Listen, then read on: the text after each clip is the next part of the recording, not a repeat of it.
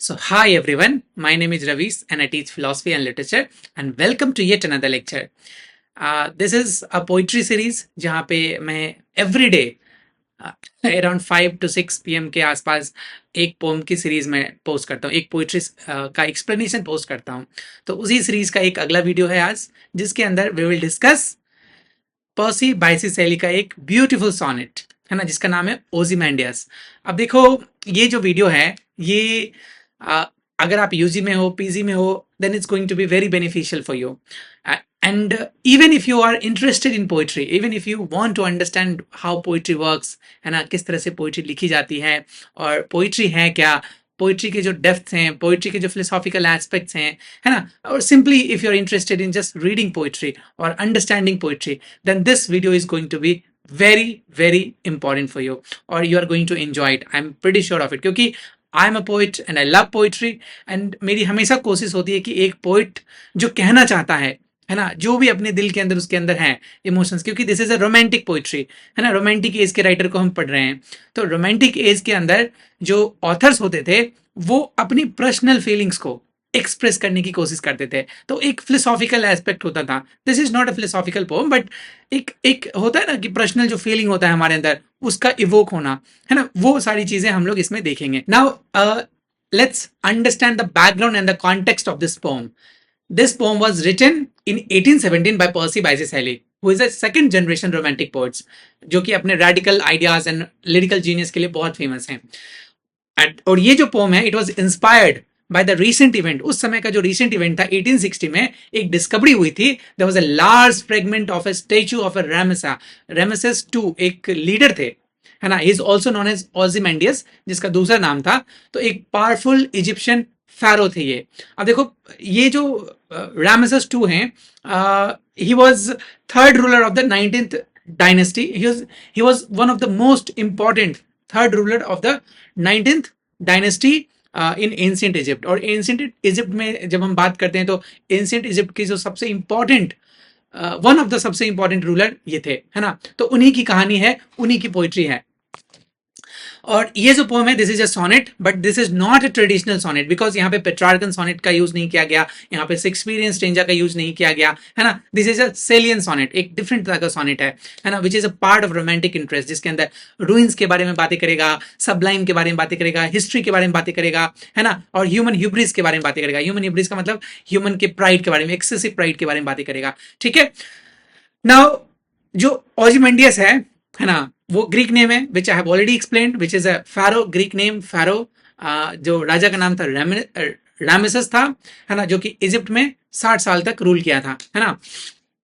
Now चलते हैं line by line. पहले हम इस पोम को पढ़ते हैं.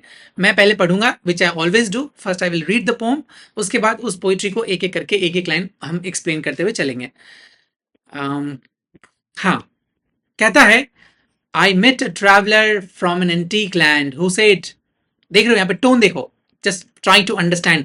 देखो, पोइट्री बहुत डिफिकल्ट नहीं होता. अगर आप थोड़ा थोड़ा तोड़ तोड़ के समझने की कोशिश करोगे ना, तो you will get to the point, है ना. आप मतलब आप उस पॉइंट पे चले जाओगे कि पोइट कहना क्या चाह रहा है. तो कहता है, I met a traveller from an antique land who said, two vast and trunkless leg of stone stand in the desert. Near them on the sand, half sunk a shattered visage lies, whom frown and wrinkled lip and sneer of cold command, till that its sculpture, well those passion red, which yet survive stamped over the lifeless things, the hand that mocked them and that heart that fed, and on the pedestal these words appear, my name is Ozymandias, king of kings, look on my works, ye mighty and despair, nothing besides remain, round the decay of the colossal wreck, boundless and brave, the lone and level stand stretched far away. Again, this is a very beautiful poem. देखो इसमें देखो, land, sand, stone, prone, है ना, A B इस तरह का इसका rhyming scheme है. वैसे आपको याद करने की जरूरत नहीं है, इस तरह के क्वेश्चंस नहीं पूछेंगे किसी भी एग्जाम में, बट आपको पोइट्री के इंटरेस्ट से इसको पढ़ना चाहिए, है ना. अब हम लोग इसको समझते हैं, एक एक सेंटेंस को लेते हैं और उसको अच्छे से समझते हैं. पहले सेंटेंस को देखना, I met a traveller from an antique land, which means यहाँ पे फ्रेम नैरेटिव है. The speaker is not the direct observer. Speaker ने डायरेक्टली ऑब्जर्व नहीं किया है, वो जिस मूर्ति की बात कर रहा है, जिस स्कल्पचर की बात कर रहा है, विच वॉज फाउंड और ब्रिटिश म्यूजियम में लाई गई है, इसको इसने अपनी आंखों से नहीं देखा है. Poet hasn't seen this sculpture yet, but he has heard from someone he knows, जिसने उसको देखा है, जो उसको एक्सपीरियंस किया है और वो इसको बताया है ना. सो यहाँ पे थर्ड नरेटर है, मतलब नरेटर तो पोएट है लेकिन किसी और ने इसको बताया है. इसके पीछे भी बहुत सारे कॉज है, मैं आगे बताऊंगा. तो the speaker is not the direct observer, है ना.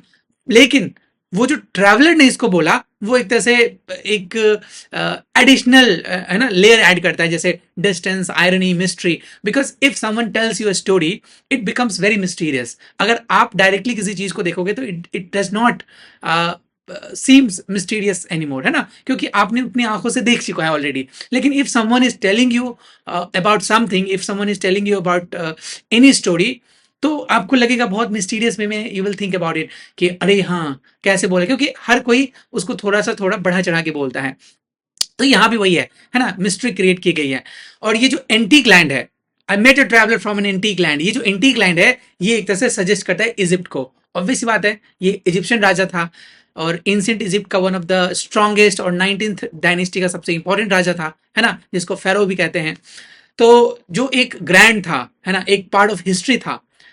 ठीक है, तो यहाँ पे कह सकते हैं कि I met a traveller from antique land. अगले सेंटेंस को देखते हैं, कहते हैं who said two vast and trunkless legs of stone. जिसने बताया, क्या बताया, कि उसके दो vast and trunkless leg of stone, stone से बने हुए दो लेग्स थे, जो कि बहुत वास्ट था, बहुत बड़ा था.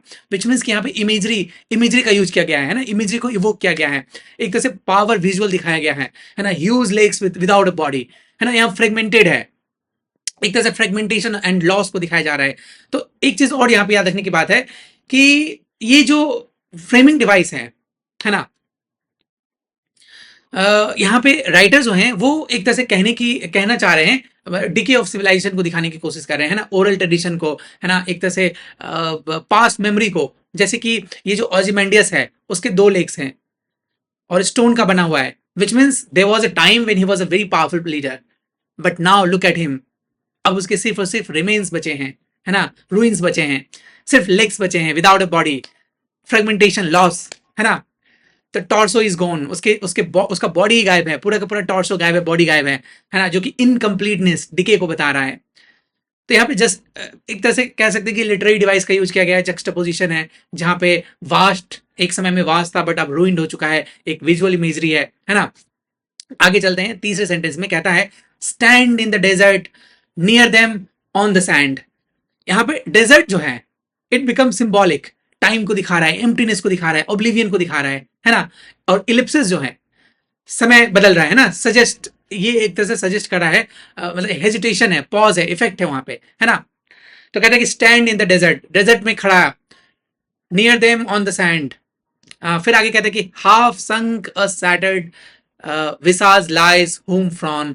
ये जो हाफ संक है, only partially visible, which means कि वो सिर्फ और सिर्फ पार्शियली दिख रहा है, इमेजरी है, वो इमेजिन करने की कोशिश कर रहा है. And again nature is reclaiming, यहाँ पे नेचर जो है वो रिक्लेम कर रहा है. Half sunk shattered visage lies whose frown. Shattered visage का मतलब द फेस इज ब्रोकन, है ना, पूरा का पूरा जो चेहरा है वो टूटा हुआ है ना, क्योंकि बहुत पुराना हो चुका है. एक तरह से मेटाफर है फॉलन ग्लोरी का. और ये जो फ्रॉन है, ये एक तरह से एरोगेंस और सीरियसनेस दिखाने की कोशिश कर रहा है, एक किंग के एक्सप्रेशन को दिखा रहा है, विच मीन्स कि he is trying to understand, he is trying to interpret, है ना, फ्रॉम द स्पीकर, जो जिसने उसको बताया उस ओजिमेंडियस के बारे में. वो सोचने की कोशिश कर रहा है कि वो डेजर्ट में किस तरह से पड़ा हुआ था, है ना, हाफ संकेट मतलब आधा डूबा हुआ था, सैटर्ड था, उसके चेहरे सैटर्ड थे, है ना. और फ्रॉन मतलब उसके चेहरे पे एरोगेंस था, उसके चेहरे पे सीरियसनेस था, विच मीन्स कि देयर वाज अ टाइम जब वो काफी पावरफुल लीडर हुआ करता होगा, तो उसकी जो वो सीरियसनेस है ना, वो उसके चेहरे पे दिखता है. तो यहाँ पे कह सकते हैं कि एक सेंस में कि एक पावरफुल इंसान भी डिस्ट्रक्शन के भेंट चढ़ जाता है ना. देन पांचवें या छठे लाइन में कहता है and wrinkled lip and sneer of cold command. और वो जो स्कल्पचर है वो एक तरह से एक इमेजरी क्रिएट कर रहा है ना, कैप्चर करने की कोशिश हो रही है यहाँ पे, क्रुएलिटी को दिखाने की कोशिश है, एरोगेंस, डिटैचमेंट, है ना, वो दिखाने की कोशिश हो रही है. मतलब कि एक तरह से हार्श अथॉरिटी के बारे में बता रहा है कि this person was once very harsh, very strong, है ना, काफी एरोगेंस हुआ करता होगा, काफी क्रूएल हुआ करता है, उसके चेहरे को देख के बताने की कोशिश की जा रही है. जैसे यहाँ पे देखो, and wrinkle lip and sneer and cold command, repetition है, रेपुटेशन एलिट्रेशन का यूज किया गया है।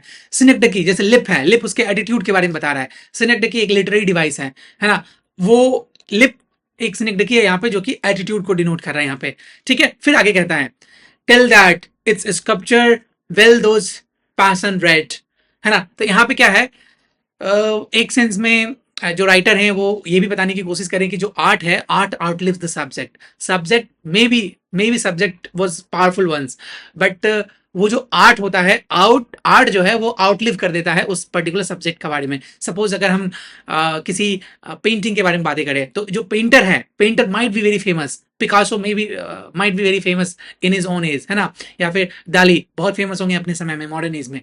लेकिन अब तो पिकासो भी मर गया, डाली भी मर गए, जितने भी पेंटर्स थे वो सब मर गए, बट इसकी जो आर्ट है, आर्ट की वैल्यू अभी भी है। तो जिस तरह से इसका जो स्कल्पचर है उसकी वैल्यू आज भी है। वो एंशिएंट का भले एक बहुत बड़ा राजा होगा, लेकिन आज भी उसकी जो आर्टिस्ट है, उसका जो आर्ट है वो आज भी फेमस है। विच मीन्स यही कहता है कि till that is sculpture well those passion rate, है ना।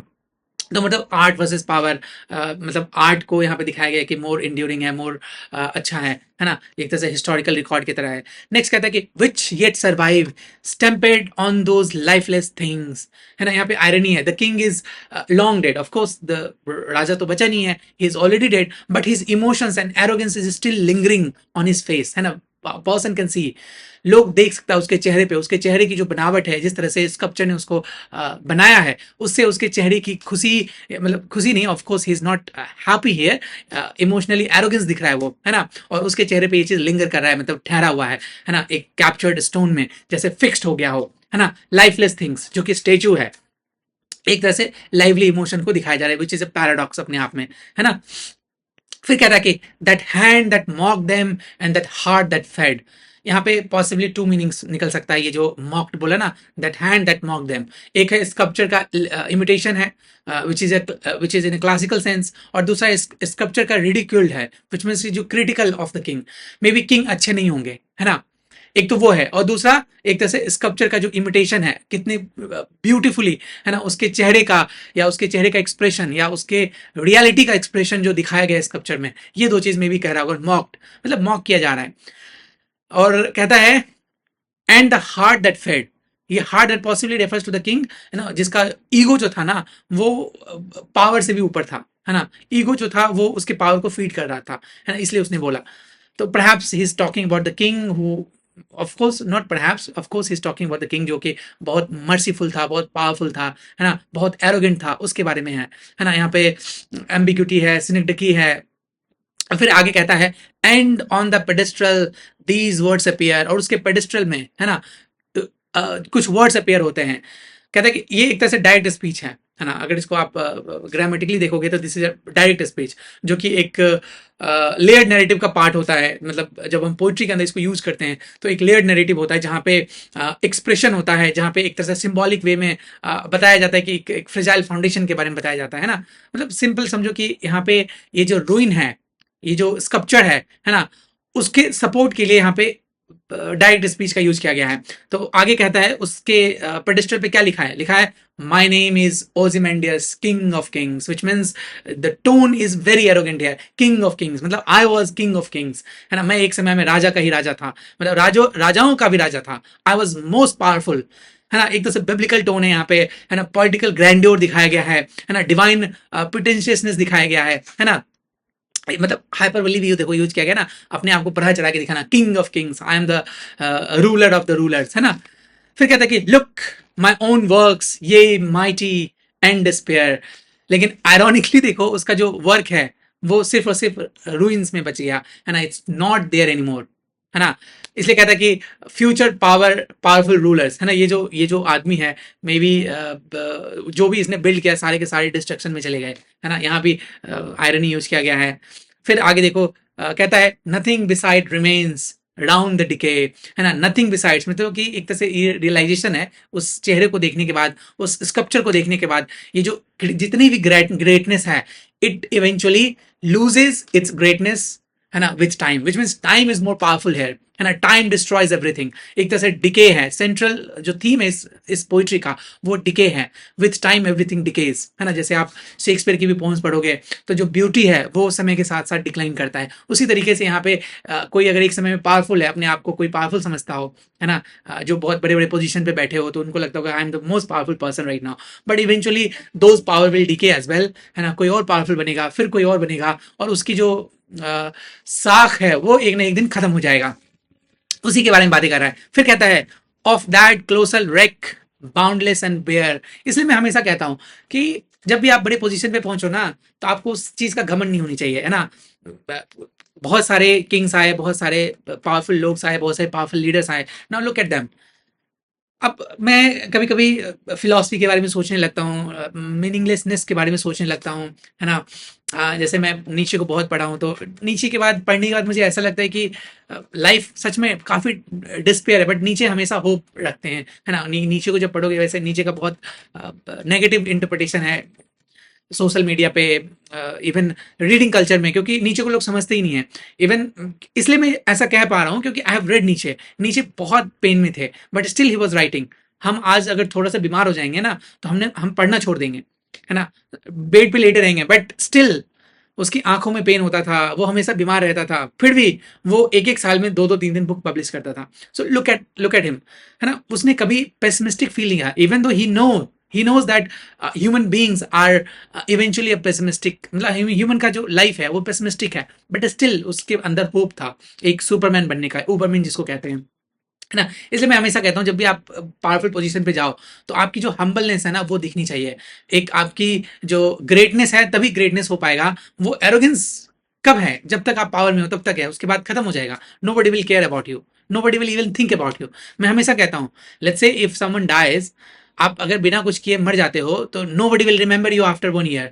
एक साल आपकी डेथ के बाद जो डेथ सेरेमनी होती है वो कराएंगे लोग, उसके बाद कोई नहीं पूछेगा आपको, है ना। You will be erased from the memory of the people, है ना, आपको कोई नहीं पूछेगा। लेकिन आप अगर अच्छे रहोगे ना, आपने अगर कुछ किया है लाइफ में, कुछ अचीव किया है, तो perhaps that will be remembered, है ना। एनीवे, फिर कहता है of that colossal wreck boundless and bare. ये जो क्लोसल है और रेक है एक तरह से जक्स्टा पोजिशन है, एक दूसरे के अपोजिट है ना। Boundless and bare, emptiness and ambition दिखाने की कोशिश है, इन्फिनिट टाइम के बारे में बातें कर रहा है। बाउंडलेस एंड बेयर, है ना, of that colossal wreck boundless and bare, the lone and the level sands stretch far away. और ये जो फाइनल इमेज ऑफ इटर्निटी है, स्टिलनेस है, एम्प्टीनेस है, वो दिखाया जाए कि डेजर्ट जो है इट विंस, विच मीन्स कि जिस डेजर्ट से उसको लाया गया, इस ओजिमेंडिस को लाया गया जिस डेजर्ट से, वहां पे डेजर्ट जो है वो ज्यादा पावरफुल है, which means nature has more power over the people, over an object, क्योंकि वो वहां पे पड़ा हुआ है ना। पूरे के पूरे लेक जो है उसके धस चुके हैं, है ना, उसके चेहरे टूट चुके हैं, है ना, ब्रोकन है, फ्रेगमेंटेड में है। तो देख रहे हो ना यहाँ पे जो इटर्निटी है, स्टिलनेस है, एम्प्टीनेस है, और ये जो डेजर्ट है, जो नेचुरल लैंडस्केप है, वो विन कर जाता है ना, ओवर समवन। तो अगर कोई पावरफुल है एक समय में तो एक समय में होगा, बट धीरे धीरे जो समय है, मतलब एक समझ लो कि टाइम जो है ना, टाइम की जो इंपॉर्टेंस है इस पोइट्री के थ्रू राइटर बताने की कोशिश कर रहा है। देखो इसलिए बोलते हैं this is a romantic poetry. Romantic poetry इसलिए क्योंकि नेचर के बहुत क्लोज है ये पोम, है ना। Nature wins over everything else, है ना। तो एक तरह से symbol of time, nature and indifference है इस पोइट्री के अंदर, है ना। तो अब देखो कुछ इंपॉर्टेंट थीम्स एंड इंटरप्रिटेशन समझ लेते हैं। थीम्स है ephemeral nature of power, which means की जो नेचर की पावर है ना वो सबसे ज्यादा पावरफुल है। Human ambition, glory, authority, these are fleeting things, है ना, it's not permanence. But nature जो है वो परमानेंस है। नेचर विल ऑलवेज अपराइज, है ना। इवन किंग ऑफ किंग्स जैसा बोला कि इट रिड्यूस टू डस्ट, है ना, वो रिड्यूस हो जाता है डस्ट में, उसकी कोई वैल्यू नहीं रह जाती है। फिर इमोर्टैलिटी के बारे में बात की गई है ना, जहां पे king tried to immortalise himself but eventually no one cares who that person was, है ना। यहाँ पे आर्ट एज अ मिरर दिखाया गया है कि आर्ट जो है वो प्रिजर्व करता है ट्रुथ को, जिस तरह से उसके चेहरे पे दिख रहा है ना, वो even though he was great but चेहरे पे दिख रहा है कि वो कितना ज्यादा क्रूर था, है ना, कितना ज्यादा क्रूअल था। फिर nature and time of ultimate forces, nature के पावर दिखाया गया कि किस तरह से नेचर जो है वो outlives human effort. And then hubris and human pride, है ना. ह्यूब्रीज अगेन वो जो एक्सेस प्राइड होता है उसके बारे में बताया गया है कि किंग का एक्सेस प्राइड था विच इज रिडिक्यूल्ड इवेंचुअली, है ना. एक तरह से ट्रेजिक फ्लो है, ह्यूब्रीज जो है एक ट्रेजिक फ्लो है. तो these were some of the important कह सकते हैं कि elements in this poem, themes in this poem. तो बस इतना ही है. इसके बियॉन्ड अब देखो कुछ कुछ पोम्स मैं याद कर रहा हूँ कि बहुत सिमिलर है. बहुत सिमिलर तो नहीं है लेकिन कुछ कुछ थीम्स बहुत सिमिलर मिलेंगे. जैसे आप शेक्सपियर के सोनेट नंबर 55 पढ़ोगे, है ना, तो वहां पे आपको दिखेगा आर्ट वर्सेस टाइम के बारे में, किस तरह से शेक्सपियर आर्ट वर्सेस टाइम को वहां पे एक्सप्लोर करते हैं, है ना. या फिर पाब्लो नेरूदा का एक पोम है, बहुत सुंदर है, हाइट ऑफ माचू पिचू. आपने सुना होगा, माचू पिचू बहुत फेमस जगह है. तो वो भी एक्सप्लोर करता है रूइंस को, ह्यूमन ह्यूमन टॉयल को, है ना. फिर एक और मॉडर्न एज के राइटर है डब्ल्यू बीट्स. आप डब्ल्यू बीट्स की जब पढ़ोगे द सेकंड कमिंग, जिसमें वो कहते हैं things fall apart, centre can not hold, वहां भी एक तरह से डिके ऑफ सिविलाइजेशन दिखाया गया है ना. जिस तरह से डिके ऑफ यहाँ पे किंग दिखाया गया है ना ओzymandias के बारे में, उसी तरीके से वहां पे डिके ऑफ ह्यूमन सिविलाइजेशन है.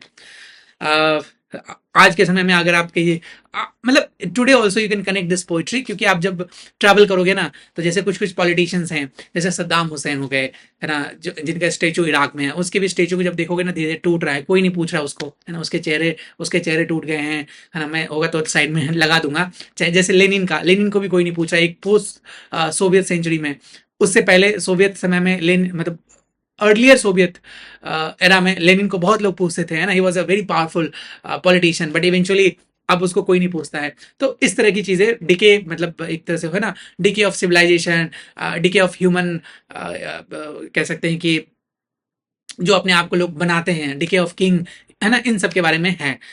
सो एक सेंस में कह सकते हैं कि this is not about a fallen king, this poem is not about a fallen king, but एक तरह से मेडिटेशन ऑफ टाइम है, ईगो है, मोर्टैलिटी है, and silent triumph of nature है, क्योंकि this is a nature poem, है ना. This is a romantic poetry, है ना.